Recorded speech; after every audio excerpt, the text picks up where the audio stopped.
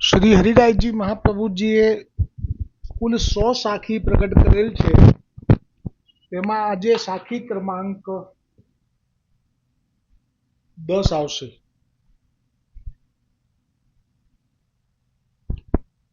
बहुत दिन भटकत फिर्यो, कछु न आयो साथ. श्री वल्लभ सुमर्यो तबे,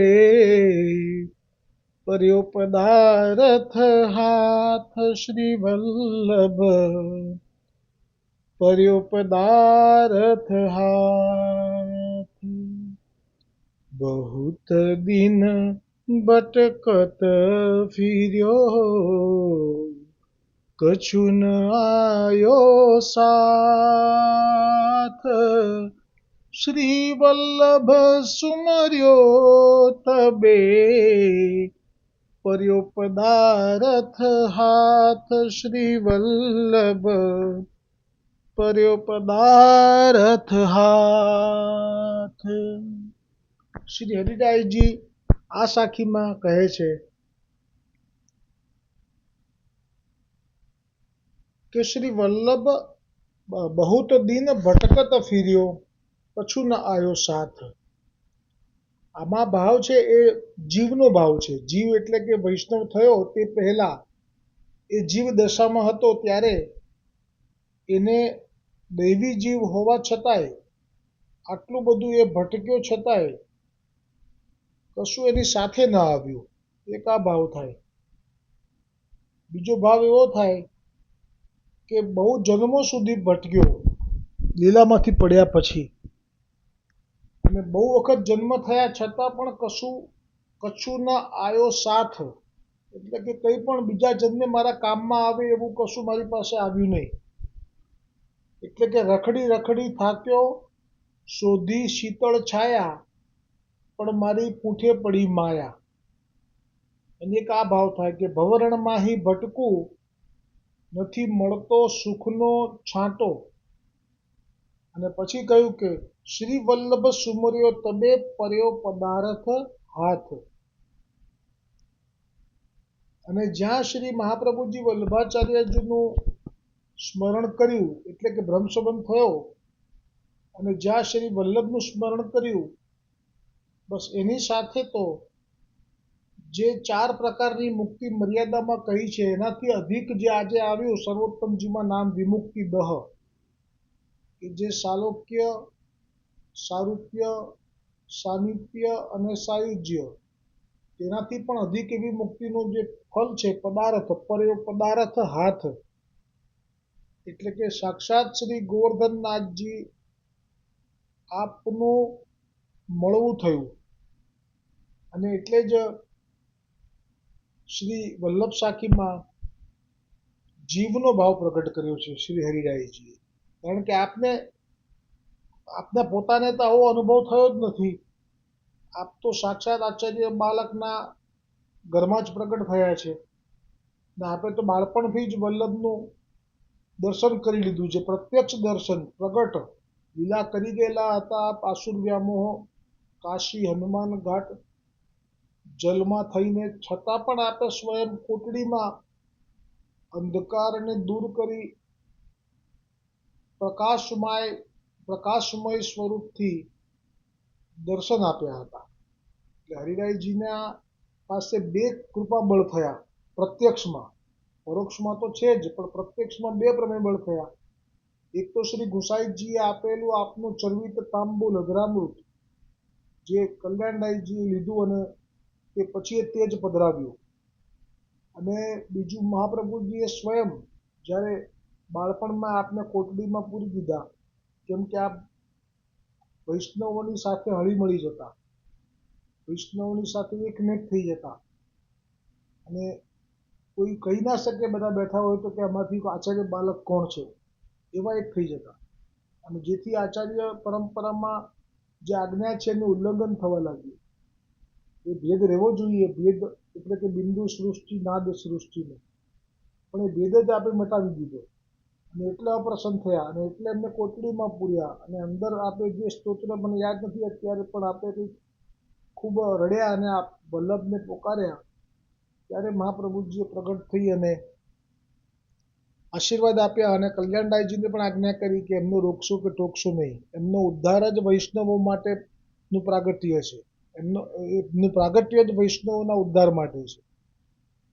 એટલે એકલા આપ જ એવા છે કે જેમને મહાપ્રભુજીએ પણ કૃપા વરસાવી છે, ગુસાઈજીએ તો પ્રથમથી જ વરસાવી હતી. એટલે આ સાખીમાં આપે જે ભાવ રજૂ કર્યો છે દૈવી જીવો માટે છે. કેમ કે આપને તો આવું કંઈ છે જ નહીં કે બહુત દિન ભટકત ફિર્યો, કછું ન આયો સાથ, શ્રી વલ્લભ સુમર્યો તબે પર્યો પદારથ હાથ. એટલે આ ભાવ કેમ થયો આપને સાખીમાં કે બહુત દિન ભટકત ફિર્યો? તો એટલા માટે કે આ જે પુષ્ટિ માર્ગ છે એના પ્રાપ્તિ માટે કોઈ સાધન જ ન હતું ભૂતલ ઉપર. વેદ પુરાણ શ્રુતિ સ્મૃતિમાં પણ એનો કોઈ ઉલ્લેખ ન હતો. એટલે એમને તાપ તો હતો જીવોને, પણ એ તાપને શમન કરવા માટેનો કોઈ સાધન ન હતું. અને સાધન ન હોય એટલે શબ્દ વાપર્યો કે બહુત દિન ભટકત ફિર્યો અને પછી કહ્યું કછું ના આયો હાથ. ખરેખર સાથ શબ્દ છે પણ હાથ બી હોઈ શકે. કશું આવ્યું નહીં હાથમાં. ને પણ ખાલી શ્રી વલ્લભ સુમર્યો તબે પર્યો પદારથ હાથ. એટલે વલ્લભનો નામનો મહિમા અહીંયા પ્રગટ કર્યો છે કે વલ્લભના નામ લેતાની સાથે તો ઠાકોરજીએ કૃપા કરવી ચાલુ કરી દીધી. એટલે વલ્લભનું નામ જ એવું છે કે જે ઠાકોરજીને પણ વશ કરે છે. એ ભાવ છે. કારણ કે આપ જાણતા હતા કે પ્રવાહી અને મર્યાદા જીવોનો સંગ કરી પોતાના ઉદ્ધાર માટે અને તે મર્યાદા માર્ગીય સંતો કહે કે પુણ્ય પ્રાપ્ત કરવું જોઈએ, સાધુ વૈરાગ્યોનો ખૂબ તન મન ધનથી વિનિયોગ કરીને સેવા કરવી જોઈએ, જ્યોતિષોના આજ્ઞા પ્રમાણે ગ્રહ શાંતિ કરાવવી જોઈએ. આ બધું હું કરાવતો રહ્યો. જીવની વાત છે, આ જીવનો ભાવ છે. આ બધા જ પ્રયત્નો જીવે કર્યા, દેવી દેવતાઓની બાધા રાખી, પણ ક્યાંય શાંતિ અને સાચા સુખનો એટલે કે એમને જે લીલાનો અનુભવ થયેલો હતો પૂર્વે એવો અનુભવ તો ક્યાંય ના થયો. પણ શ્રી વલ્લભ તો જાણે છે કે અમારા દૈવી જીવો જ્યાં સુધી અમારા શરણે નહીં આવે ત્યાં સુધી દુઃખ જ પામશે.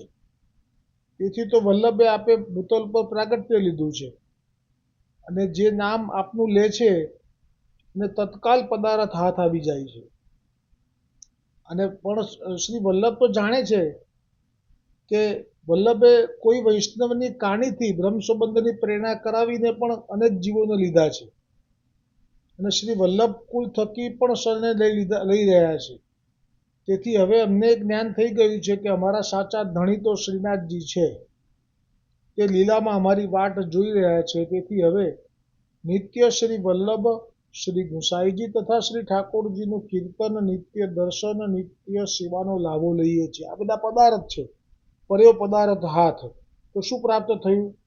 તો કે છે કે નિત્ય અમે વલ્લભનું, શ્રી ગુસાઈજીનું, શ્રી ઠાકોરજીનું કીર્તન કરીએ છીએ, નિત્ય આપનું દર્શન કરીએ છીએ, નિત્ય સેવાનો લાવો લઈએ છીએ અને કોઈ દુઃખ પડે તો અમે ગિરિરાજ ગોવર્ધન મહારાજનું તથા શ્રી યમુનાજીનું શરણું લઈએ છીએ. જ્યારે અમારા ભૂતલ પરના મનોરથો પૂરા થઈ જશે ત્યારે શ્રીનાથજી અમને શ્રી વલ્લભની કૃપાથી કાયમ માટે ગોલોક ધામમાં બોલાવી લેશે. આ સાથે આજનો આ 10મા સાખીનો ભાવ વિરામ પામ્યો. આવતીકાલે 11મી સાખી આવશે જેમાં શ્રી હરિરાયજી સાખીમાં કહેશે કે શ્રી વલ્લભ बहे जात भव सिंधु में, दैवी सृष्टि अपार, तिनको करन उद्धार प्रभु, प्रकटे परम उदार श्री वल्लभ, प्रकटे परम उदार. આવતીકાલે આવશે. બોલો હરિરાયજી મહાપ્રભુજી કી જય હો.